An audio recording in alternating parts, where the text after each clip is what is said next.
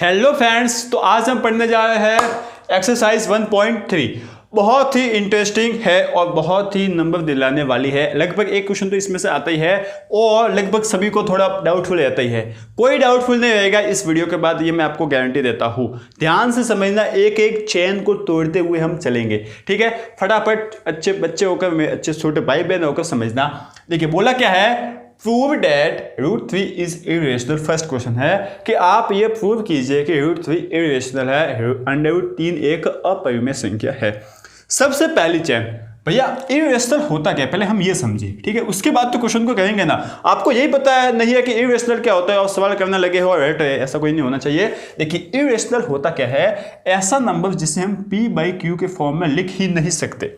p/q के form में लिख नहीं सकते, ऐसी संख्या जिसे हम p/q के फॉर्म में नहीं लिख सकते उसे कहते हैं अपरिमेय संख्या। हाँ भैया, इतना हमें समझ में आ गया। इसका उदाहरण दे दो एक। इसका बेस्ट उदाहरण है पाई। क्या है? पाई। इसका सबसे बेस्ट एग्जांपल है पाई। दूसरा एग्जांपल दे दो, यही √3, √2, ये सभी क्या है? अपरिमेय संख्याओं के उदाहरण, ठीक है। अब हमें ये प्रूव कराएगा भाई, तुम ये तो ठीक है भाई है, लेकिन प्रूव करके बता, ठीक है। तो हम वही प्रूव कर रहे हैं, कैसे होगा। अब कुछ एक ऐसे बच्चे होते हैं जिनको उल्टे काम करना अच्छा लगता है, तो उनको इस सवाल में मजा आने वाला है, क्योंकि यहाँ पर हम क्या करेंगे, उल्टा चलेंगे। हम उसका उल्टा मान लेंगे। इसने बोला कि इरेशनल है ना, तो हम मान लेते हैं कि √3 इज इरेशनल नंबर, ठीक है ना। मैं यहाँ पर लैंग्वेज आपको नहीं लिख रहा हूँ। देखिए लैंग्वेज तो कहीं से भी आप लिख सकते हो, यहाँ पर आपको समझना है पहली बात। और लैंग्वेज के लिए मैं आपको नोट्स अच्छे से बना कर दे दूंगा, तो टेंशन किस बात की, ठीक है। तो √3 इज रेशनल नंबर, ठीक है। √3 इज रेशनल नंबर, इस बात को हम समझते हैं। थोड़ा बहुत हिंट दे देता हूँ। √3 एक क्या है, परिमेय संख्या है, परिमेय संख्या है। ये जो है ना आपने माना है, ठीक है ना। यहाँ पर लिख लेता हूँ माना, लेट और माना। इतना आपने ये उल्टा मान लिया, ये आपने क्या मान लिया, उल्टा, ठीक है। अब ये समझाओ कि भाई इरेशनल को p/q के रूप में नहीं लिख सकते, अपरिमेय को। तो क्या परिमेय को लिख सकते हैं? क्या, ठीक है। परिमेय संख्या उसे ही कहते हैं जिसे हम p/q के फॉर्म में लिख सकते हैं। तो अब हम इसको लिख सकते हैं ना, देन तब जो है ना हम ये कर सकते हैं कि √3 इज p/q। यहां तक आ गए आप, इतना लिख सकते हैं ना भाई, यही तो होता है, ये लिखा ही जाता है, ठीक है। इतना होता है, यहां आकर आपका सबसे बड़ा स्टेप चालू होता है और बोल सकते हैं कि सेकंड चेन यहाँ पर आपको तोड़नी है।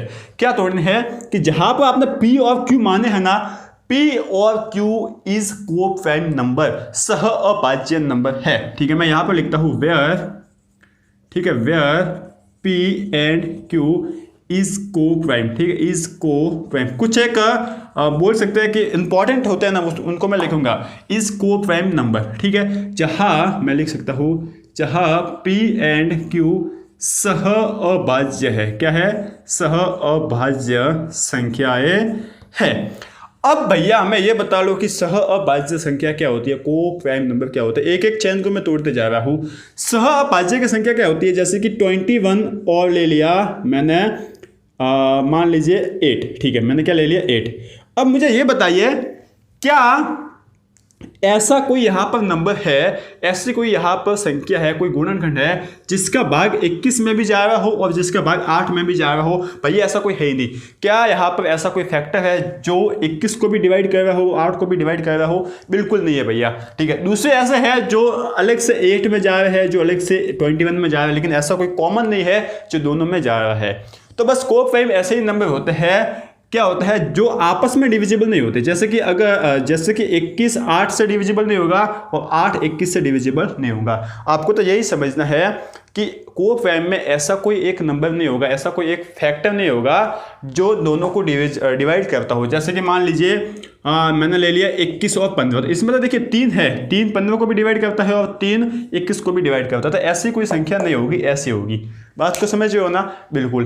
अब यहाँ आकर हमारा काम खत्म हो गया। इसको अगर आप समझ गए ना तो हमारा काम हो गया, ठीक है। चलो आगे बढ़ते हैं। अब हम क्या करते हैं, इसके दोनों साइड स्क्वायर कर लेते हैं बाय स्क्वायरिंग बोथ साइड, ठीक है ना। हिंदी वाले हिंदी में लिख लेंगे, दोनों तरफ वर्ग के करने पर 3 आ गया, यहाँ पर आ गया p²/q²। भैया इतना हमें समझ में आता है, ठीक है। इसको थोड़ा ढंग से लिखते हैं तो हमें मिल गया 3q² = p²। इसको आप समीकरण 1 दे दो। अब यहाँ पर आप समझो, ये वाला, ये आपके थर्ड चेन है। क्या है? 3q² is equal to p²। ये क्या लिखा हुआ है भैया? ये लिखा हुआ है कि यहां पर q² is equal to p² upon 3 कर दिया। ये भैया क्या लिखा हुआ है? देखिए साफ दिख रहा है कि p² 3 से डिविजिबल है, यही तो लिखा हुआ है ना भाई। आपने p² में जब 3 का भाग दिया तब कुछ एक संख्या आई, समझो। जैसे कि देखिए 9 इसका स्क्वायर डिवाइड बाई 3 लिखे का है। इसका क्या मतलब है भैया? इसका ये मतलब है कि जो 9 का स्क्वायर है ना, 9 स्क्वायर है वो 3 से डिविजिबल है, 9 स्क्वायर 3 से विभाजित है, भाज्य है। यही लिख रखा है ना? हाँ बिल्कुल भैया यही लिख रखा है। तो क्या मैं यहाँ पर ये बोल सकता हूँ, क्या मैं यहाँ पर ये बोल सकता हूँ, आप ध्यान रखना, थोड़े से पास आ जाओ, क्या मैं यहाँ पर ये बोल सकता हूँ कि भैया कि यहाँ पर p² जो है, यहाँ पर देखिए इसको लिखता हूँ कि यहाँ पर p² 3 से डिविजिबल है, ठीक है ना? p² इज डिविजिबल बाई, ठीक है, डिविजिबल बाई 3, ठीक है ना? ये मैं लिख सकता हूँ बिल्कुल। यहाँ पर मैं क्या लिख रहा हूँ कि p² 3 से डिविजिबल है या नहीं है? मैंने यहाँ पर आपको बता दिया कि p² 3 से विभाजित है या भाज्य है, कुछ भी आप लिख सकते हो, भाज्य है। हाँ भैया इतना आप लिख सकते हो। तो अब आप जो है ना अपना जो IQ है ना, अपना कॉमन सेंस लगाओ कि भाई अगर 9 का स्क्वायर 3 से विभाजित है तो क्या 9 3 से विभाजित होगा? अरे भैया कॉमन सेंस लेस की बात करते हो, बिल्कुल होगा ही ना। 9 का स्क्वायर 3 से विभाजित है तो क्या 3 9 से विभाजित होगा? बिल्कुल मुन्ना विभाजित होगा, ठीक है। तो यहाँ पर हम अब ये लिख सकते हैं कि p 3 से b विभाजित है या भाज्य है। ये बात आप समझिए, ठीक है ना? मतलब p is also divisible by क्या 3। इस बात को तो भैया हम समझते ही है। इस बात को आप समझ गए ना तो आपका काम हो गया। यहाँ तक तो आपको थर्ड चेन तक तो समझ में आ गया। अब चौथी चेन क्या है कि भैया अगर p 3 से डिविजिबल है, अगर p 3 से विभाजित है तो हमने p में 3 का भाग दे दिया। तो जब हम p में 3 का भाग दोगे तो हमें कोई एक संख्या मिलेगी ना, तो उसको हम मान सकते हैं c। जैसे कि देखिए यहाँ पर आप p² में 3 का भाग दे रहे थे तो कोई भी एक संख्या मिल हुई थी, जो कि क्या मिल हुई थी? q²। तो ठीक इसी तरीके से अगर आप p में 3 का भाग दे रहे हैं तो आपको एक संख्या मिलेगी c, जिसको आपने क्या मान लिया? c मान लिया, ठीक है। तो यहाँ से आपको मिला है क्या? p is equal to 3c। इतना भैया हमें समझ में आता है। ये भी एक आपकी चौथी चेन थी भैया, हमें समझ में आ गया, ठीक है। आगे बढ़ो फटाफट करो अब तो, ठीक है। अब आप क्या करो कि जो p की वैल्यू है ना, इसको उठाकर इस इक्वेशन 1 में पटक लो, ठीक है। तो आपने पटकी तो क्या हुआ कि 3q² is equal to 3c का स्क्वायर आ गया, ठीक है, आ गया ना। अब देखिए 3q² is equal to 9c²। 3 से 9 को काट लो, 3 आ गया। तो यहां से मिल गया आपको q² is equal to 9c²। हाँ भैया अब हमें समझ में आता है, अब हमें समझ में आता कुछ आइडिया लग रहा है कि 3c² is equal to q² यहाँ पर लिखा हुआ है, ये मतलब उल्टा लिख लिया, ठीक है। एक ही बात है। अब ये समझ में क्या आएगा भैया, ये वाला बात और ये वाली बात एक ही तो है, ये वाली बात और ये वाली बात एक ही तो है। इसको देख कर हमने क्या बोला था कि p² जो है वो 3 से डिविजिबल है, तो क्या इसको देख कर हम बोल सकते हैं कि q² जो है वो 3 से डिविजिबल है? भैया बोल सकते हैं, ठीक है। अगर q² 3 से डिविजिबल है तो क्या q भी 3 से डिविजिबल होगा? हाँ भैया बिल्कुल। बस तो आप तो यार इंटेलिजेंट निकले, मुझे इतना पता नहीं था कि इतने इंटेलिजेंट हो आप, मजा आ गया, ठीक है। चलो तो अब हम ये लिख सकते हैं कि q² इज डिविजिबल बाई क्या बोल सकते हैं? 3, ठीक है। देन मतलब हिंदी में लिख सकते हो कि q² 3 से भाज्य है, 3 से भाज्य है, ठीक है। राइटिंग का मैनेज कर लेना। तो अब हम लिख सकते हैं कि q is also divisible by 3। ये हम लिख सकते हैं। हिंदी में भी लिख सकता हूँ कि क्यू बी 3 से विभाजित होगा। हाँ भैया इतना हमें समझ में आता है। बस यहाँ आकर रुक जाओ, 4 चेन में आपका काम हो रहा है, 4 या 5 चेन में। अब आपके दिमाग की बारी आ गई है, दिमाग के सोचने की बारी आ गई है। भैया आपने यहाँ पर तो बोला था कि जो √3 है ना, ठीक है ना, जो p और q है ना वो को-प्राइम है, सह अभाज्य है। मतलब ऐसा कोई फैक्टर नहीं है, ऐसा कोई गुणनखंड नहीं है जिसका भाग 3 में भी जाता, जिसका भाग q में भी जाता हो और जिसका भाग बोलते p में भी जाता हो और जिसका भाग q में भी जाता हो। ऐसा कोई फैक्टर है ही नहीं। क्या बोला मैं? ऐसा कोई फैक्टर यहाँ पर है ही नहीं जिसका भाग P में भी जाता हो और जिसका भाग Q में भी जाता हो, ठीक है। लेकिन आप तो यहां पर क्या बता रहे हो कि 3 एक ऐसा नंबर है, 3 एक ऐसा फैक्टर है जो P को भी डिवाइड करता है। देखिए, जो P को भी डिवाइड करता है और जो Q को भी डिवाइड करता है। लेकिन आप तो यहां पे बोल रहे थे कि P और Q में कोई ऐसी बात है ही नहीं, हमसे झूठ क्यों बोलते हो? समझ गए? आप यहाँ पे कॉन्ट्रोवर्सी हो रही है, यहाँ पे एक विरोधाभास आ रहा है कि भाई तू तो ये बोल रहा है, अभी ये बता कुछ और रहा है, सबूत गलत मिल गए। तो यहाँ पर सबूत गलत मिलने के कारण ये है कि आपने मान ही गलत रखा ना भाई, तो उल्टा चल रहा है, तो खड्डे में गिरे गई ना, उल्टा चल रहा तू कि √3 एक रेशनल नंबर है, पर ये तो गलत माना, तो ऐसा होना ही था। समझ गए बात ना? तो यहाँ आकर आपका कॉन्ट्रोवर्शियल क्वेश्चन हो गया है कि आपने माना कुछ और, आ कुछ और रहा है। तो अब आप लिखोगे, ठीक है, अब आप क्या लिखोगे, थोड़ी लैंग्वेज लिखा लेता हूं। सो देयर इज एटलीस्ट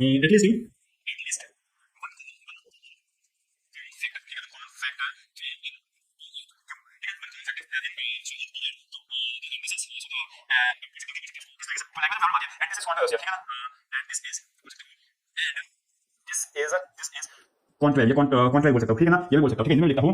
अतः या फिर यहाँ क्या लिख सकता हूँ, यहाँ P और Q में कम से कम एक, ठीक है ना, एक थोड़ा सा इसकी बहुत सारी यार मैं लेता हूँ, कम से कम एक गुणनखंड बोल सकता हूँ 3 है, ठीक है, जो कि विरोधाभास है, जो कि विरोधाभास।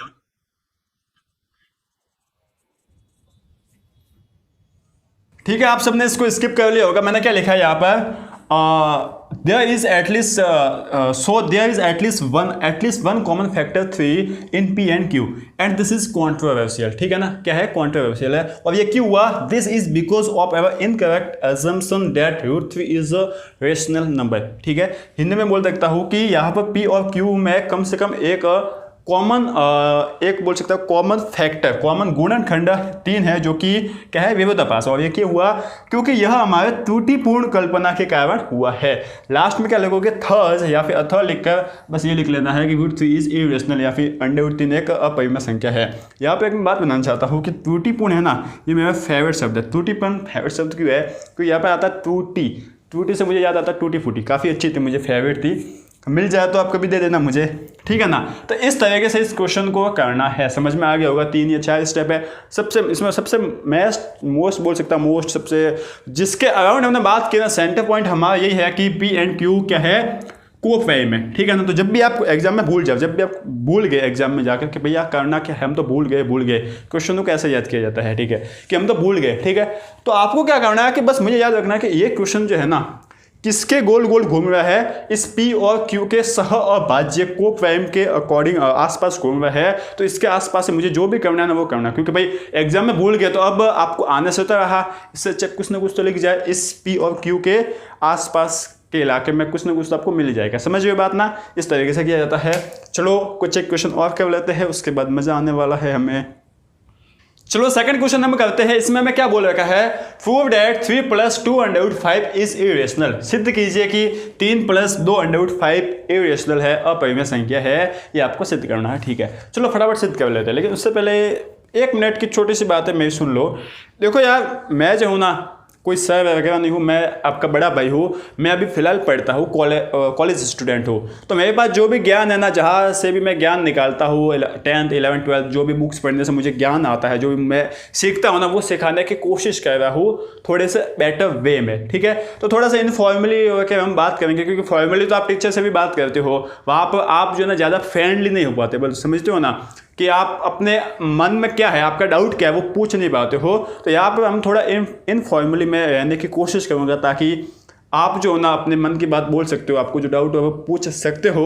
और साथ ही साथ इनफॉर्मली में थोड़ा बहुत ऑफेंस, अगर मैं कुछ एक वर्ड बोल दूँ गलती से, तो आप ऑफेंस मत हो जाना, समझते हो ना। आप दिल पे मत लगा लेना कि यार क्या बोल दिया भैया ने, ठीक है, समझ गए। चलो, prove that 3 + 2√5 is irrational number, ठीक है। चलो कर लेते हैं फटाफट, ठीक है। छोटे भाई बहनों समझ लीजिए, फटाफट करते हैं। चलिए, आपको बोल रखा है कि ये इरेशनल, तो बस वही आपको उल्टा चलना है। लेट 3 + 2√5 इज रेशनल, ठीक है, ये आप लिख लोगे। फटाफट कर लेते हैं क्या, ठीक है, आपने लैंग्वेज तो लिख ही लेनी है, इज रेशनल, ठीक है। माना 3 + 2√5 एक परिमेय संख्या है, एक परिमेय परिमेय है, परिमेय संख्या है। ठीक है, अब अगर ये परिमेय संख्या तो मैं भैया इसको ये लिख सकता हूँ ना भैया, अच्छे से आप इसको लिख सकते हो P/Q। हाँ भैया लिख सकते हो। ठीक है, अब यहाँ आकर ऐसे जैसे भी क्वेश्चन आए ना इंडिविजुअल परिमेय संख्या, जैसे कि ये √2 है, √5 है, √3 है, इन सभी को छोड़कर दूसरे कोई से भी क्वेश्चन आ जाना, भले ये हो गया या ये सभी हो गया, ऐसे क्वेश्चन में आप सबको एक काम करना है। क्या करना है कि जो रूट वाली संख्या है ना उसको अलग करने की कोशिश करो भाई। रूट वाली जितनी भी संख्या है ना, जो भी संख्या है, एक ही संख्या होगी, उसको अलग करो भाई। तो अलग हट, क्योंकि उससे तो सभी प्रॉब्लम आ रही है ना, तो उसको अलग करने की कोशिश करना, मतलब यहाँ पे √5 को अलग करने की कोशिश करना है। ठीक है, अच्छा यहाँ पर P और Q क्या है वो भी लिखना पड़ेगा। वेयर, ठीक है, लिख लोगे वेयर, जहाँ P एंड Q क्या है भैया, P एंड Q सह अभाज्य है, को प्राइम है। ठीक है ना, लिख लोगे अच्छे से भैया, सह अभाज्य है। ठीक है, इतना हमें समझ में आता है भैया, आ गया समझ में। तो अब अलग कर दो किसको, √5 को। तो क्या हुआ देखिए, 2√5 = P/Q - 3। ठीक है, इसको एलसीएम लेकर सॉल्व कर लेते हैं। एलसीएम लेकर सॉल्व किया तो हमें मिला यहाँ से P - 3Q/Q। ठीक है, इसको ढंग से किया तो √5 = P - 3Q डिवाइड में 2Q आ गया। ठीक है, इतना भैया हमें समझ में आता है। अगर ये आपको समझ में आता है, यहाँ तक तो कुछ नहीं किया हमने भैया, जोड़ बाकी जो भी होता है वही किया है। ठीक है, अब आप ये बात बताओ कि भाई P और Q क्या है, एक इंटीजर भी है ना, को प्राइम है, जैसे कि मान लो 21 और 8 है भाई, ये को प्राइम है लेकिन है तो इंटीजर भी ना। ठीक है, अब अगर 21 में से मैं मान लीजिए 3 घटा देता हूँ, 2 जोड़ देता हूँ, इसको 2 से गुणा कर लेता हूँ, कुछ भी इसमें कर लेता हूँ, इसमें कुछ भी मैं कर लेता हूँ, आखिरकार रहेगी तो ये रेशनल नंबर ही ना। ये तो बात समझिए ना, ये रहेगी तो ये परिमेय संख्या ही ना। इतना तो भैया हम समझते हो। तो ये पूरा पार्ट जो है ना, ये आपका बोलते हैं, इसको क्या बोलते हैं, राइट हैंड साइड। ठीक है, राइट हैंड साइड जो है ना आपका क्या है, पूरा रेशनल नंबर है। और इक्वेशन जब भी हम पढ़ते हैं ना, समीकरण, उसमें क्या होता है कि एक साइड अगर परिमेय है तो दूसरा साइड भी परिमेय होगा, एक साइड रेशनल है तो दूसरा भी रेशनल होगा, एक इरेशनल है तो दूसरा भी इरेशनल होगा।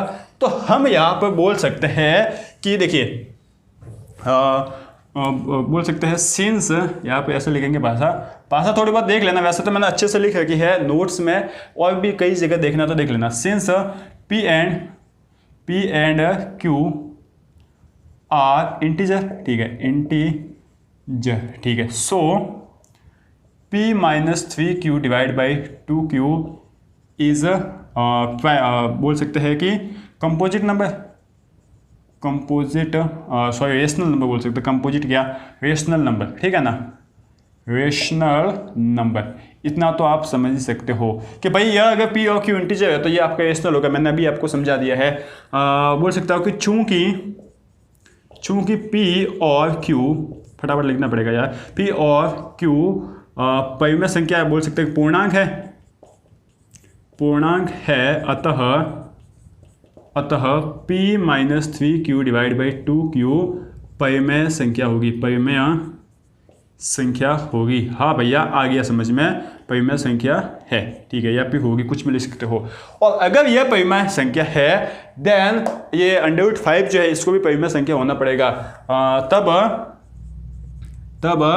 √5 भी परिमेय संख्या होगी। इंग्लिश में मैं लिख सकता हूँ परिमेय संख्या होगी। इंग्लिश में क्या लिखो, then √5 also be rational number. ठीक है भैया, हाँ इतना तो हम समझ ही सकते हैं, रेशनल नंबर। अब बस इतना काम, बस इतना ही आपको करना है, ऐसे क्वेश्चन में कोई नहीं करना, क्योंकि देखिए इंडिविजुअल जितने भी होते हैं ना, √3, √5, √2, उसको आपने ऐसा मान के चलना है कि आपने इसको प्रूव कर लिया कि यह इरेशनल नंबर है। और अब आप यहाँ पर बोल रहे हो कि भैया ये √5 तो इरेशनल नंबर है, ऐसा कैसे हो सकता है? मतलब इसी चैप्टर में हमने ये प्रूव कर लिया है, आपको मान लेने का, अगर ऐसे क्वेश्चन आ जाए तो हमने ये प्रूव करके रखा है कि √5 जो है ना, √3 जो है, √2 जो है, वो इरेशनल नंबर है, अपरिमेय संख्या है। और अब आप इस सवाल में बोल रहे हो कि √5 तो एक रेशनल नंबर है। भाई ऐसे कंट्रोवर्सी कैसे चलेगी? नहीं चलेगी ऐसी कंट्रोवर्सी, ऐसा नहीं हो सकता। क्यों नहीं हो सकता? ऐसा नहीं हो सकता, ये गलत आपका जो ये आपका बोल सकते कंक्लूजन है, निष्कर्ष है, वो गलत आ गया है। और ये गलत क्यों आया? क्योंकि आपने माने ही गलत है, आप उल्टे चले हो, और उल्टा पीछे खड्डा था आपको दिखा नहीं तो गिर गए। ठीक है ना? तो अब आप क्या लिखोगे? But we know root 5 is irrational, ठीक है ना, ये क्या है, इरेशनल है, इरेशनल सो बस अब आप लिख लो सो थ्योरी सी इरेशनल, ठीक है, देखना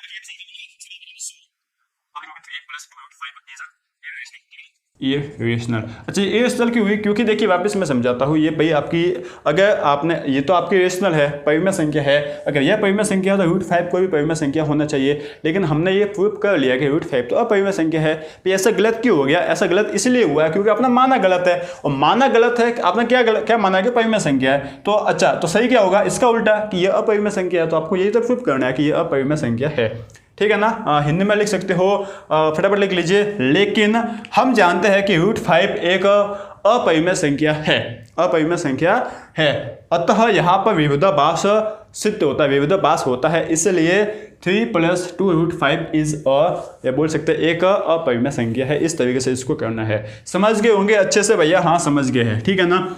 देखिए नोट्स जो है ना, जब तक आप ये वीडियो देखोगे ना, क्योंकि मैं जल्दी बनाया हूँ इस वीडियो को, तो अभी तक तो आ ही नहीं रहे 9th वाले नए फ्रेशर्स जो है ना 10th में आए नहीं है, तो अभी देख ही नहीं रहे वीडियो, लेकिन जब तक वीडियो देखोगे तब तक आपको नोट्स मिल चुके होंगे, और जब तक नोट्स मिल चुके होंगे तो आपको कोई टेंशन नहीं आएगी कि भैया हम लैंग्वेज कहाँ से लेके, आपको नोट्स पता होंगे, समझ गए ना। चलो अब सेम यही ऐसे क्वेश्चन है कि भाई आप प्रूव कीजिए कि 1/√2 is irrational number, 7/5 is irrational number, 6 + √2 is irrational number, ये सभी अपरिमेय संख्या, ये आपको सिद्ध करना है। फटाफट कर लेते हैं क्या, फटाफट, बिल्कुल। चलो फर्स्ट क्वेश्चन हमने लिया, ये तो दूसरा क्वेश्चन था, ये आपका थर्ड क्वेश्चन है।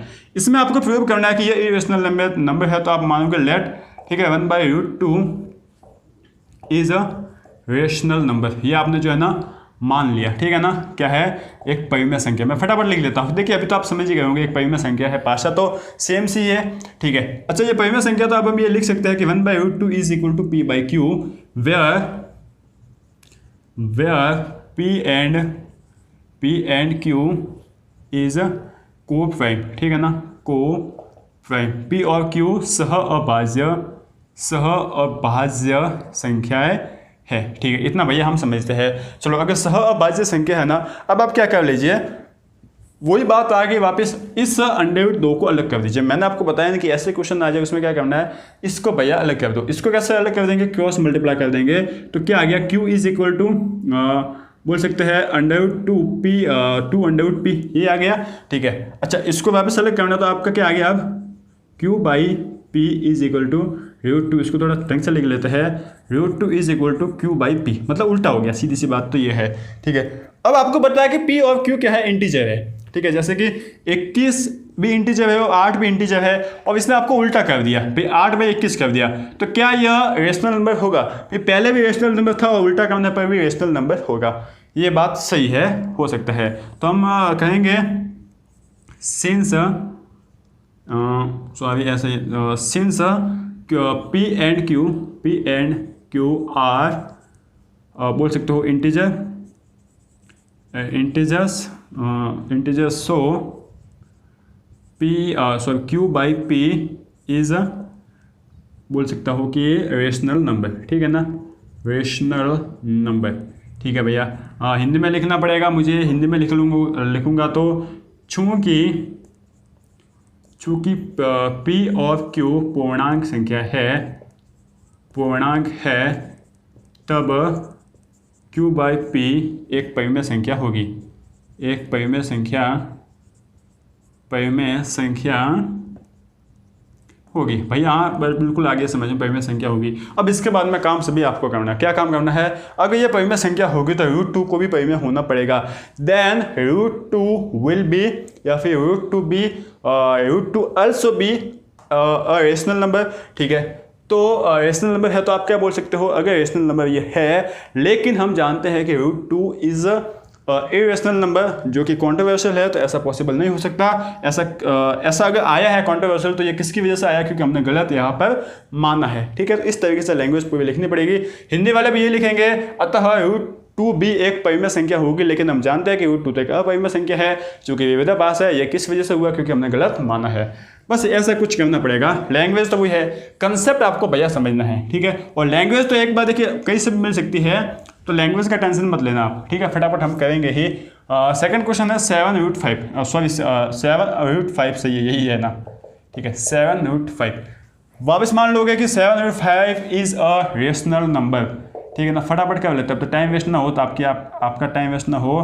परिमेय संख्या है ये आपने मान लिया, ठीक है ना, ये आपने मान लिया, मानना लिख सकता हूँ, ठीक है। अगर ये आपने मान लिया तो 7 √ 5 इज इक्वल टू P/Q हो जाएगा।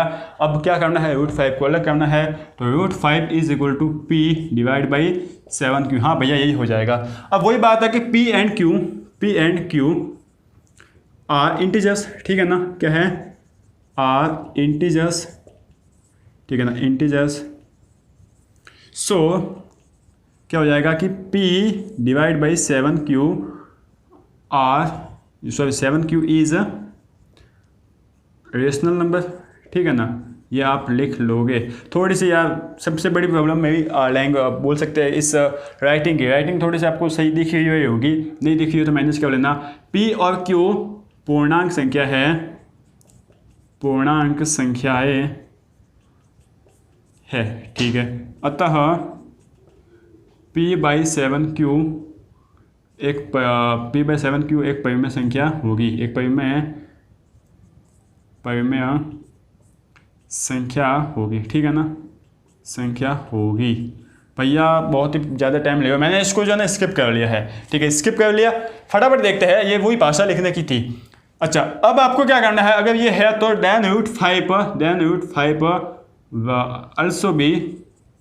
also be a rational number, अगर रेशनल नंबर है तो आप जानते हो कि √5 तो एक इरेशनल नंबर है, और अगर ये इरेशनल नंबर है तो ये गलत क्यों हो रहा है, क्योंकि हमने गलत माना है। बस हो गया काम, ठीक है ना। लैंग्वेज पूरे देखिए इस तरीके से दिख रही है आपको, लैंग्वेज मैंने नोट्स बना रखे है, ये आपके नोट्स है, तो काम हो जाएगा, कोई बात ऐसी प्रॉब्लम वाली बात है नहीं। इसको हम कर लेते हैं फटाफट। देखिए टाइम वेस्ट ना हो ये लैंग्वेज को लिखने में, भाई यहाँ पर भी वही लैंग्वेज है, वहाँ पर भी वही लैंग्वेज है, जो है वो मैं आपको समझा रहा हूँ। ये आपको क्या बोल रखा है, 6 + √2, ठीक है।